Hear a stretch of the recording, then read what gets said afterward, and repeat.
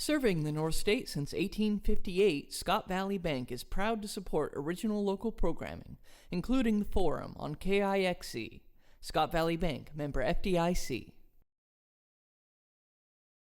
I'm Karen Hoyt, Marketing Director at Shasta Regional Medical Center, and we're proud to be part of the conversation that the Forum at KIXE is bringing to our community.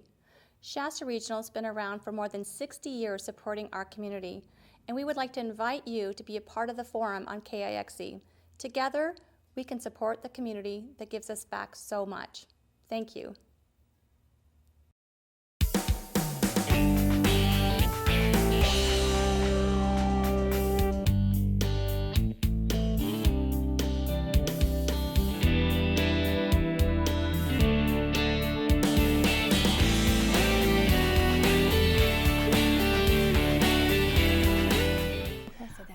Welcome to the Forum. I'm Ashley Tate, along with my co-host Christy Largent, and we'll be talking today with the co-founder of Weed Pride, Bob Hall, and he is the current mayor of Weed, along with spokesperson for Weed Pride, Donna Winger. Thank you guys so much for coming on the show. Thank you. I'm excited to hear about this Weed Pride. Yeah, what is Weed Pride? You may be asking, what on earth is Weed Pride? And everyone wants to know, does it have anything to do with all the talk about pot and weed and all that? Tell us what you are. Not at all, not at all. Weed Pride basically is a group of people that got together to try to bring back pride in weed. Our downtown area was in disarray, and we felt that when it came to a title, it was like, what are we about? Well, we're trying to be proud of where we live. Yeah. And so that's where the title came from. And you guys have done some really kind of strong, like lots of big renovations kind of going on, right? With your downtown. Basically what happened, it took us 18 months before we could ever put a shovel to the ground. Wow. There was we found that there was a $350,000 grant that was going to be used for safety, and all of our downtown area, our lights, there was no lights. It was completely dark driving through at night. Well, no that's lights, a good reason to renovate. So, and the sidewalks had been broken up by trees growing up, and there was tripping hazards everywhere, and there wasn't any money to replace those sidewalks, and business being what it was, trying to put that burden on the store owners was kind of something that we really couldn't ask for. So a group of residents got together, and we found this, the city had this grant, so it morphed in. We were able to use that grant for just for the actual renovation site. Well, the pavers themselves. Oh, okay. And materials. So it sounds pretty complex. You did not just the materials, but then the installation. Donna, you were telling us a funny story about when you actually got started. Three years ago, you started laying the pavers, correct? Mm-hmm. So tell a funny story about what happened the first block of pavers that got laid. Well, none of us were contractors. Right. Out of the whole group, there was a retired electrician. So the first block we were so excited to get started on, and we did what we thought was okay, and it ended up, the contractor who was kind of overseeing us came back and said, no. That didn't work out. So we tore up all of those pavers and relayed it, and he came back and said, close. 150 feet of pavers. 150 feet of sidewalk. Mm-hmm. We're not talking, pavers. Yeah. And so the third time was the charm, and you got it from then on, we moved a lot faster than 3 times. Well, now, how did you get your group together? Let's start there, because it's really hard for people to imagine, like, okay, we're going to get all these people together, we're going to repave 3 times. These people have to be really ingrained in the community and want to see it work. So how did you get your group together? Who did you pick out? How did you attract people? Well, basically, we started with 4 or 5 people, and we didn't know what we were going to do. We knew we wanted to do something. So as this money became available, and we started thinking about what we were going to do, the group grew to maybe 10. I think we had 10 to 15 people actually brainstorming, and we started with the idea that we're going to leave our agenda at the door. We're going to come in with an idea. We're going to make this happen, because we've all been to meetings and nothing's happened before. Just meeting after meeting. So we decided that that run our meetings with the agenda at the door, and with the energy of bring your idea in and understand it. We're going to throw it out, and we're going to polish it up, and we're going to create something out of this, and how we're going to make this happen. And it just seemed to be, as every obstacle came up, we throw it out on the table and sit and figure out, and somebody knew somebody that, if we didn't know about it, somebody knew something about it, so we kind of educated ourselves. We needed a lot of help and advice, and we were open to take. And I was brand new. I had just moved to the area, so. And where were you coming from? We moved from Davis. Okay. So this was a whole change for us, but it was such an exciting thing to look at this great little town that has come through some hard times, and it's like, can we really pull this off? He has some figures of how many blocks we did, the pavers, of course, we did the gutters, we did the crosswalks, we did cut down and put 14 new trees with custom designed tree And you had some grates. issues with your trees even, right? Like just getting the trees in there. I mean, this wasn't an easy project. Nothing was really easy. No. Yeah. But you will see there is a vast difference between their old and their new. We're going to show some pictures of that. I mean, it is amazing. He has the difference. numbers of how many thousands of square We feet. had, Let's tell us some numbers. we covered 16,000 square feet of sidewalk. Wow. That's it's 2,300 linear feet, but it's also, we put over 48,000 pavers down. Wow. Bricks. All volunteer. All All volunteer. volunteer. And over the period of 3 years. But Yes. I think the thing to understand is that we actually thought we were just going to put pavers down. We were all inexperienced and very naive, but we found that to put a paver down, you have to start 8 to 10 inches below that. Everything has to be brought up. Then we found that, well, for lights have to be, we have to have a 4-foot trench, It's like 2 building feet a small wide. city. It became a very, You The lights. quoted earlier the cost, you got a bid for doing this, and how much was the bid to do the whole project? well, that was in 2004, and it was between $1.5 million and $2 million. So 2 So million we bucks. saved that. And how much for our did it end community. up costing you when you all was said and done? $350,000. Well, 350,000. yeah. If you, that was the group. If you add everything in, I was given the figure more like 470,000. But still, I mean, Still, coming half down price. from Excuse me, yeah. two- Yes. Half price. So, you yeah. figure there's a reason that all those, it costs a lot of money, because there is a lot of work that And goes but that was into all that. grant. But I have to say the amazing thing, in my opinion, is that it's the mayor. Right. You know, it's the mayor. You're taking Well, hold that's- and you're doing That's something we want to make. make sure we mention too. It was a cooperation between the city and the Weed Pride. The city of Yeah. Weed they had the grant there, and they also partnered with us on some of the heavy equipment stuff. Oh, like that's amazing. Doing the curb and gutter, they did the curb and gutter. We Oh, did nice. we did the pavers. Yeah. So it was working in conjunction with the. They demolish, and then we finish a block, they demolish the next block. So it was a great partnership. Team effort. Yeah, it was great. Yeah, yeah. What was the high point of the whole experience? 3 years. You know, people often ask, and you could be thinking about this, people often ask or think to themselves, I'd love to do a big project like that, but where do I start? How on earth do I get the money for it? I mean, what kind of things would we even have to go through? And it probably won't work anyway. And then they drop it. And then somebody like you guys, you stepped in and you said, you know what, this is a vision we have for our community. Yeah. And you gathered people together, and 3 years is not a long time, but it's certainly not 3 weeks or 3 months. No, and that keeping takes some people committed that long. stick-to-itiveness, Yeah. Well, and we're not done. So, Of course not. We're I don't think going we'll on. ever be done. What are you gonna? What are you on to now? We have 3 projects awaiting. We're starting to work on now downtown on the Main Street. We have 2 sites to do parks. oh, And some wonderful signage we hope to get together on the other end of town. Oh, I love where it. you go out 97 and head up to Oregon. There's no signage really at all. and you just kind of get there. So Wow. Well, and so high point and low point. Yeah. Let's hear For me, the high point was obviously when we finished, when we completed, but to understand that we had over 100 people working on the project. Wow. 100 people Starting came with together. 4 or 5. Yeah, Starting starting with a very small group, but really what for the community of Weed, what we tried to sell was if everybody does a little, that's an old cliche, but if everybody does a little, we Yeah, can no, it's accomplish true. a lot. Yeah. And it really came down to that. I mean, everybody, like I say, over 100 people. Some days we had, 25 people out working together.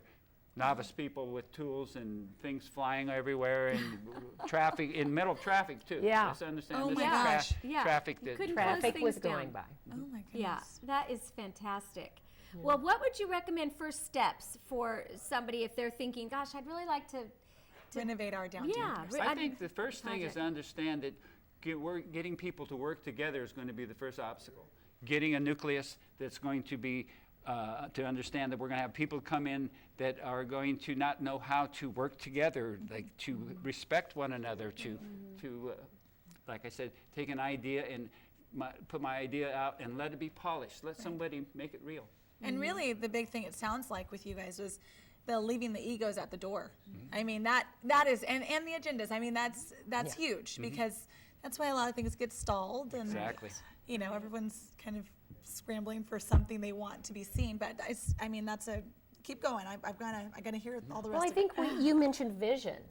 I think we all had the same vision. We all had the same dream that this little diamond in the rough could be polished and could be great, and then bigger things would happen once we got everything in This place. is your foundation. Yeah, You're just this was beginning. Downtown So- is very important to the community. It just is. We Yes. have our South Weed is built up with a lot of corporate entities, but the soul is the downtown area. And I'm we gonna have to make a Actually, trip up why there. don't to you check show it out. the T-shirt? Oh, Because yeah. that's a Yeah, we fun were thing. lucky Is to this a get these fundraiser or T-shirts. something? Yes, we do sell them. Okay. Weed Pride. Where Very- do they find out information about your organization? Our Facebook. Okay, Facebook Weed page. Pride on Facebook. Yeah, and if you just put up in the search, when you're on your Facebook page, put up in the search bar Weed Space Pride, up comes all the pictures and all the information. And, I love that T-shirt Yeah. because it shows a little 3-leaf growing plant because that's what you guys are about, is growing your community. And our logo is building community. I love it. That's exactly what you did. Yeah. So what's happening down in downtown right now since you're pretty much built up and I know you have other projects, but what's happening right now? Like, are you having more people move down in there with businesses? And We've had a couple new businesses, but we've created a economic development group that is working on trying to create a vision, learning what business would complement other business, and trying to Attract them there. trying Trying to to get them design it, and it's basically a one-stop shopping for the new businesses. That's exciting. Yeah. Well, it's inspiring to hear about what you guys have going on up there. If you've never been to Weed, it's straight up I-5. You just head north like you're going to Oregon, and you'll go right through it. Make a right at the arch. There There's we an go. arch, the Weed Arch is right there. Yes. Make a right, come Can't down Main miss it. Street. And it really is. I used to think there was nothing there, but now we know different. Yes, you do. Now we know a lot different, and we're going to want to make sure everybody comes by and visits them in Weed. A lot of people wonder, how do we get involved in our community? And you guys are great testimonies of this is how we do it. So we'll be right back with even more from Siskiyou County as we're going to hear from your hospice.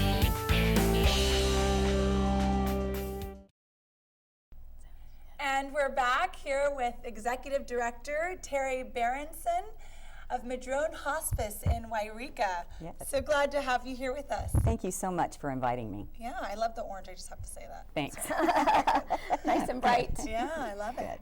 Well, Madrone Hospice. So I think you do amazing work, you. unbelievable work up there in Siskiyou. We've just gotten to hear about the Weed Pride group, who has undergone tremendous efforts to Yes. change your environment for the better. And then you guys are doing amazing work with the people.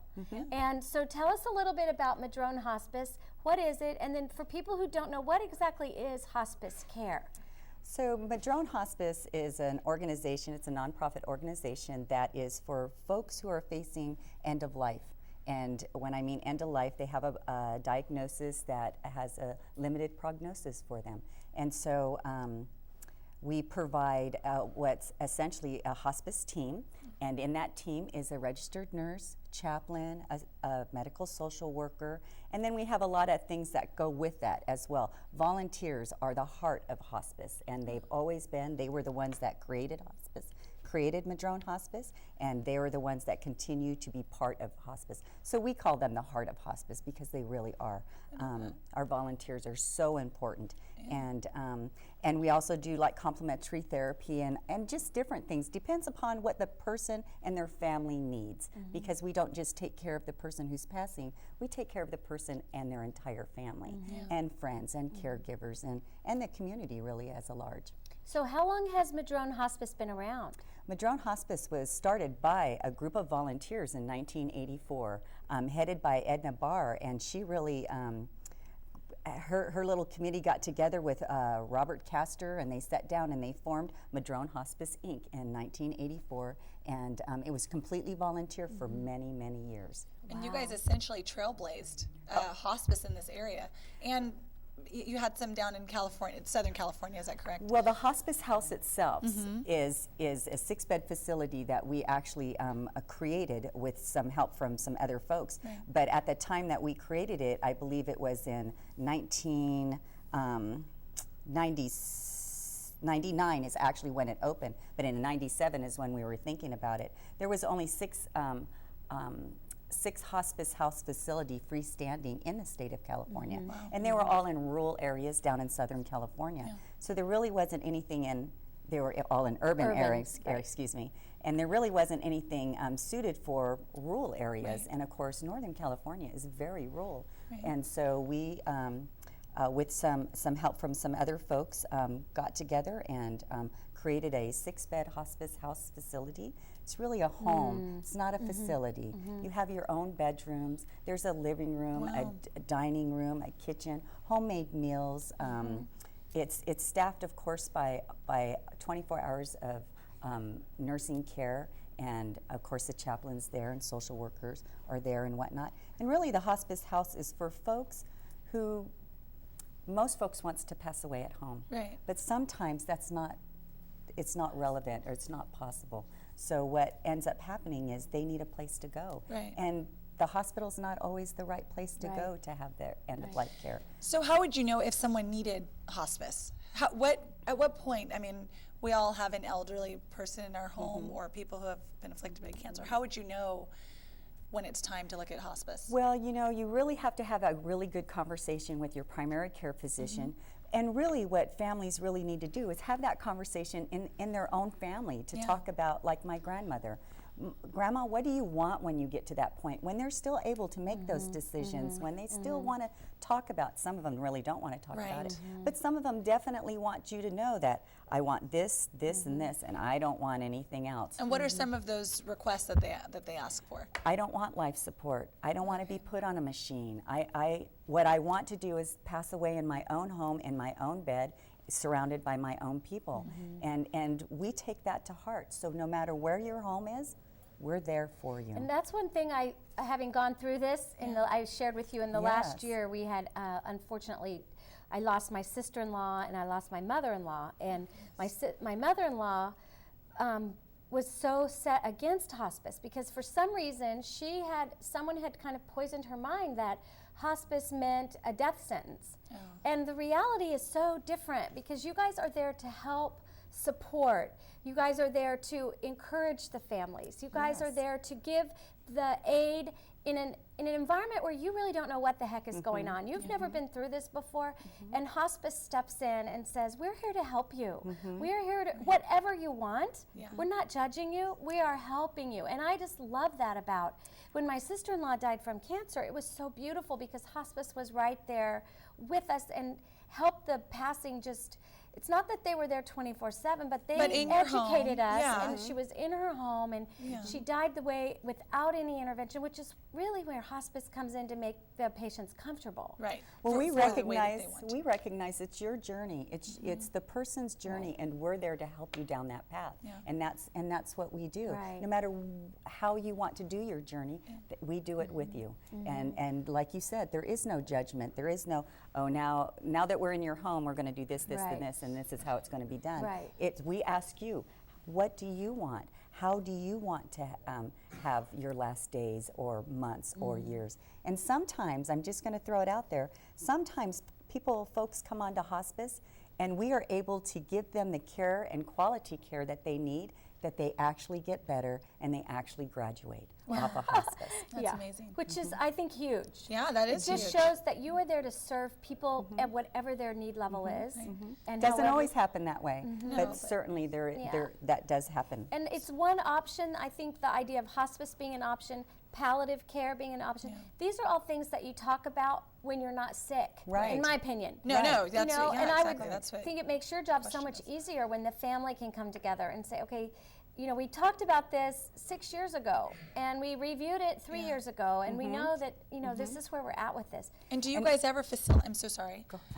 What would be really important is that if you could get your advance directives done. And in that advance directives, what it talks about is, do you want to prolong life or do you not? And what do you want if you do? Right. And it talks about everything, right down to organ donation or even down to what you want at your funeral and all of those things and what you want to be remembered about you. Do you facilitate that at all? Like if someone has not already spoken to their family about that, but they're concerned and just one person comes in, will you bring the entire family together and kind of walk them through that process? We do what's called hospice evaluations all the time and education all the time.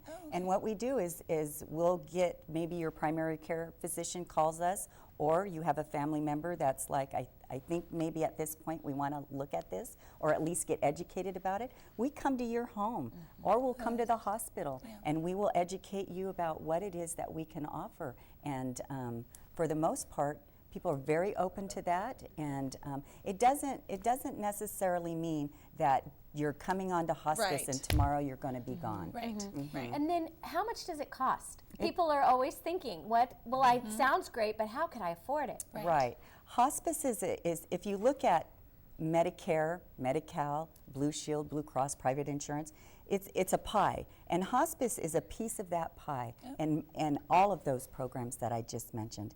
And the thing about it is what that piece of pie covers is all the medications that are related to your diagnosis. So let's say you had congested heart failure, and so you have medications that are for that. So we pay for all of those. We pay for the medical equipment that's going to come into your home. Maybe it's a hospital bed, maybe it's a concentrator for oxygen, so on and so forth. And we put, of course, comfort meds in the home. That's part of what we do. We also provide an RN case manager, a medical social worker, a chaplain support, and all of those things are part of that piece of pie through your insurance. If you have no insurance, we do it anyway. Really? We do it anyway. That's what we're supposed to, that's our prime directive, is to take care of folks at end of life no matter where they're at financially, with insurance, homeless, have a home. It doesn't matter. That's We amazing. take So care how of are all you of them. funded? I love Yeah, that. I That's do such a too. wonderful story. How are you funded then? Well, we're funded by Medicare, usually is the one that really helps out with, because most folks that come on have a Medicare. But for the most part, how we're funded is by community support and our volunteers support. I mean, all the hours our volunteers put in for hospice or the hospice house or the hospice shops or the artisan shops, that time is invaluable, invaluable. And I can't even put a price on it. It's so huge. And our community continues to support Madrone Hospice. So really, if you need hospice care, and I hate to just be totally rudimentary about this, but really, it's free to you. It can be. It can be free to you, Absolutely. or through It insurance. I is. mean, through insurance, or it's free. Okay. Absolutely. And It's then- not a deterrent if you don't have any kind of income. We're still going to take care of you. That is amazing that you do that. Yes, and I love that the community supports that. And- So you're up in Siskiyou. Yes. And Madrone Hospice is in Siskiyou. There's local, you know, wherever you're watching in the viewing audience, there are hospices available. Yeah. Everywhere. Yeah, Yes, everywhere. they're all over. A couple key things. When you guys started, you helped, I think you said 19 people your first year, and this past year you were at 231 patients, correct? Clients for that year. But yes. when you think about it, it's not just that 231 people. It's all their It's- You families. multiply it out, it's a staggering number. Yeah. Absolutely. It's a beautiful story. Absolutely. Yeah. We serve about 25 to 30 people a day, persons a day. Wow. So it's Wow. pretty big. Just going back really quickly to your house, the Madrone House.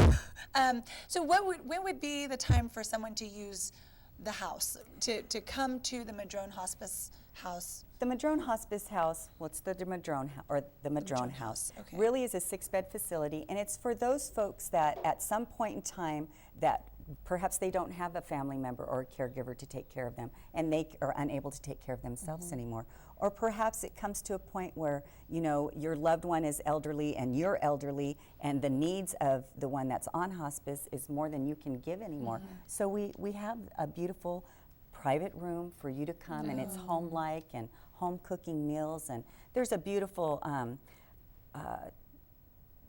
couch in there that folds out to a bed, so you can stay with your loved one if you want.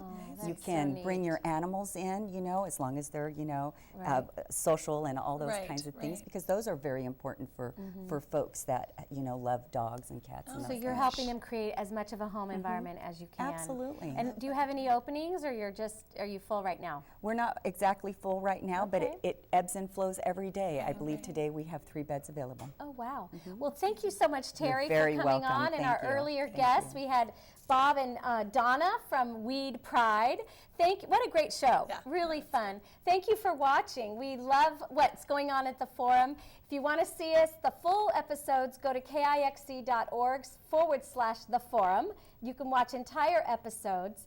We just always love hearing from you. Anytime you want to comment on Facebook, we love it. And we'll see you again next week.